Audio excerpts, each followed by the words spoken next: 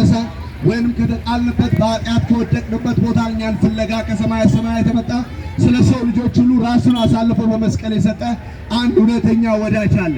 የእግዚአብሔር ቃል ሲናገር መንገድም እውነትም እኔ ነኝ አለ ጌታ። በእኔ በቀር ወደ አብ የሚመጣ የለም። መንገዱ እሱ ነው። የዕብራውያኑ ጸሐፊ መንገዱን መርቆ ከፈተልን ይላል።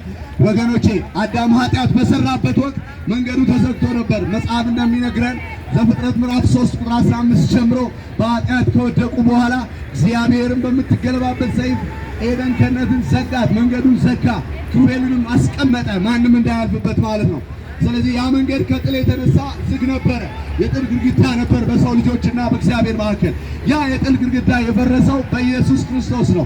ለዚህ ነው የዕብራውያኑ ጻፊ በቃ መንገዱን መርቆ ከፈተልን። የጥል ግድግዳ በክርስቶስ ኢየሱስ ፈረሰ። አሁን በክርስቶስ ኢየሱስ ከእግዚአብሔር ጋር ታረቁ እንላለን። ኑ ወደዚህ እውነተኛ ጌታ፣ ኑ ወደሚያድን ኢየሱስ፣ በሱ እመኑ፣ የዘላለም ሕይወት ይሆንላችኋል። የምስራችን እነግራችኋለን። ይሄ ኢየሱስ እውነት ነው፣ መንገድ ነው፣ ሕይወት ነው።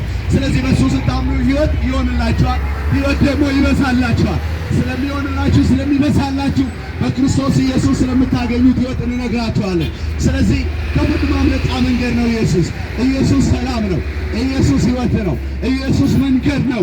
ኢየሱስ ከኃጢአት የምንድንበት ማምለጫችን ነው።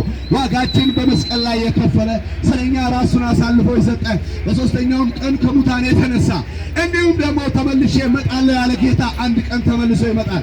ስለዚህ ለፍርድ ይመጣል። ከዛ ቤተ ክርስቲያንን ሊወስዳት ይመጣል።